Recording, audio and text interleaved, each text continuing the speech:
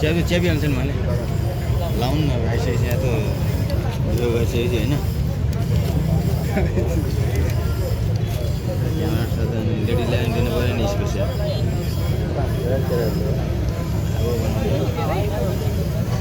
व्यापक बनाउने कि तपाईँलाई अब मलाई व्यापक बनाउने भिडियो तपाईँले खाने भएर धर्मको चल्छन् तपाईँले भिज खाने भएर केटाले चाहिँ मारेर पनि बनाइदिँदैन सम्पूर्णलाई धन्यवाद र मेरो गुरुवर्गहरूलाई नमस्कार गर्न चाहन्छु। जय काली भन्न मन लागेन सबै पुरुषहरू भएको हुँदाखेरि सम्पूर्ण शिवहरूको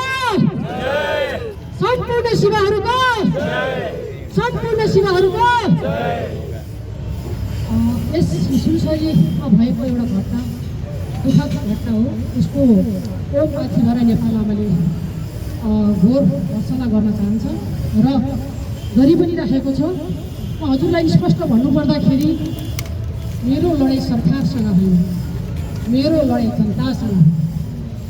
जनता किन अन्धा भए, जनता किन मौन भए? जुन अहिले यो सुनसरीमा भएको घटना मेरो विश्लेषण, मेरो मनले, मेरो आत्माले के भन्छ भने जुन धर्म सापेक्षपछि धर्मनिरपेक्ष भयो, यो भएको 2 वर्षभित्र बमजनलाई प्रहार भएको थियो। त्यसपछि ओम भन्ने शब्द हटाइयो, साथीहरू लड्नुभयो, ओम भन्ने शब्द प्रयोग गर्न सकियो, गुगलबाट राख्न सकियो। त्यसपछि लगातार अब राज्यले निशाना लगाएको सुनसरीमा एकदम राम्रो ठाउँमा निशाना लगाएको भन्ने मैले बुझ्छु। किनभने नेपालीहरूमा हामी मातापिता र ब्राह्मणहरूमा के देखेँ भने मैले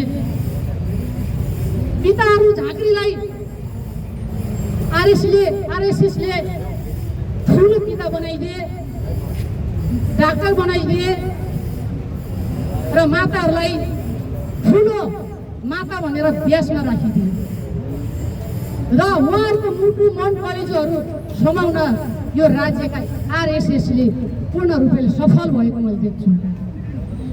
किनभने नेपाली तन्त्र र मन्त्र चलाउने ब्राह्मणलाई आरएसएसले राम्रोसँग छामेको छ। मैले यो बुझ्छु। किनभने ब्राह्मणले ब्यासमा बस्नेले कतिपयले व्यापार गरेर खान थाले, माताहरूले व्यवसाय धर्मलाई व्यवसाय गर्न थाले, पिताहरूले व्यवसाय गर्न थाल्यो।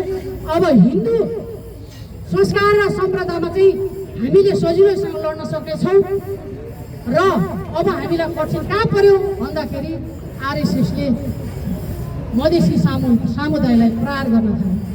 किनभने मधेसी समुदायहरू यस्तो समुदाय हो, उहाँहरू आफ्नो धर्मदेखिबाट कहिले पनि पछाडि हट्नुहुन्न र मधेसी समुदायमा पनि कुनै आफ्नो धर्म छोडेर कुनै जातमा प्रवेश गरेको पनि मैले देखेको छुइनँ। नेपालीहरू आफ्नो धर्म संस्कार बचाउनु साटो जहाँ रमाइलो हुन्छ, जहाँ रत्याउने हुन्छ, त्यहाँ धर्म मान्य गरेको हुँदाखेरि यो पहिलो प्रहार नेपाल सरकारको यो देखाउने दाँत ढिली मात्रै हो।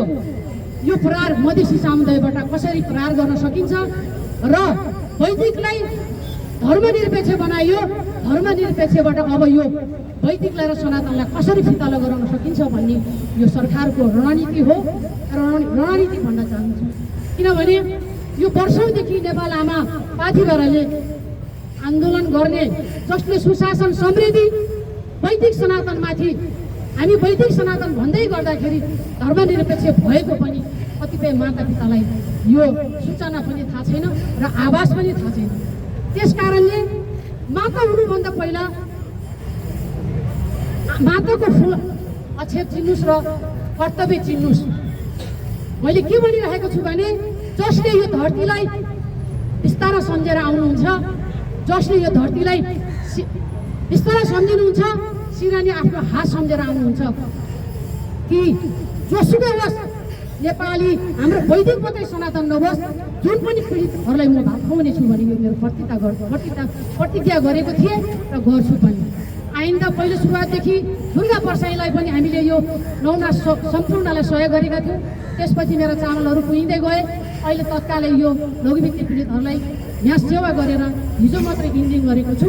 र किनभने नेपालीहरूले वैदिक सनातनीहरूले माता पिताहरूले यस्तो शुभ कार्यमा कहिले पनि सपोर्ट गर्दैन। त्यस कारणले घर घर पसेर लादिरहेको छ। हिजो प्रकाश भुजेललाई ठुलो प्रकाश भुजेल बनायो, बिचमा आरएसएसले डाक्टर पनि बनाइदियो। हामीले देखा हो नि, डाक्टर बनाइदियो, अब आज जेलमा बस्यो। त्यस कारणले हामीले बुझ्न जरुरी छ। होइन बुवा, हातहरू नलाउनु, हामीले भण्डाफुर गर्नुपर्छ।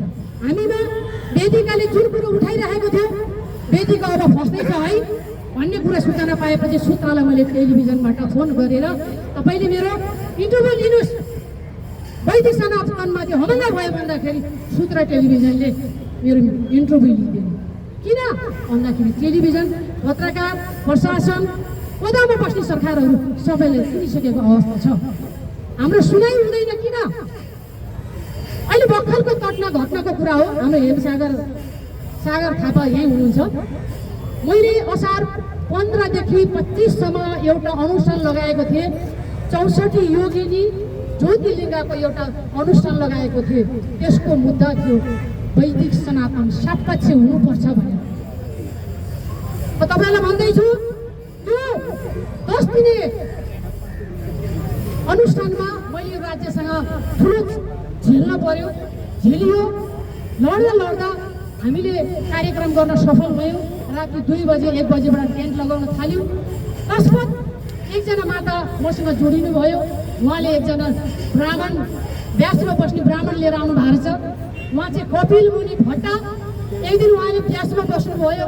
म एकछिन छक्क परेँ, एकछिन अलमल्ल परेँ। मेरो व्यासमा कुर्सीहरू सबै सजाउन थाले। के गर्नुभएको भनेर सोद्धाखेरि यहाँ व्यासमा बस्ने गुरुले भागवत पढ्नुहुन्छ भन्नुभयो। मैले के सोचेँ, भागवत यो त अनुष्ठान हो, यो भागवत होइन भन्दाखेरि उहाँहरू बस्नुभयो। अघिल्लो दिनमा भागवत कथा पढ्नुभयो।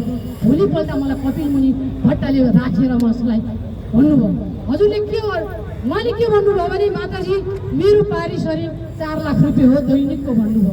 एकछिन छक्क परेँ, किन महाराज भने।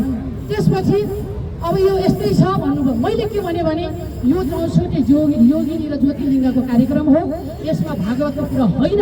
हामी शक्ति उठाउँदैछौँ, शक्तिको आह्वान गर्दैछौँ, 64 योगिनी उतार्दैछौँ भन्दा उहाँले एक दिन भागवत लगाउनु भयो। भोलिपल्ट उहाँले भागवत नभनिकन जानुभयो। मैले उहाँलाई के भने स्पष्ट गरौँ, यो कार्यक्रम झोली भिक्षाबाट भएको हो। मैले तपाईँहरूलाई 4 लाख रुपियाँ दक्षिणा दिएर कथा वाचन गर्न सक्दिनँ भन्दाखेरि उहाँले छोडेर जानुभयो।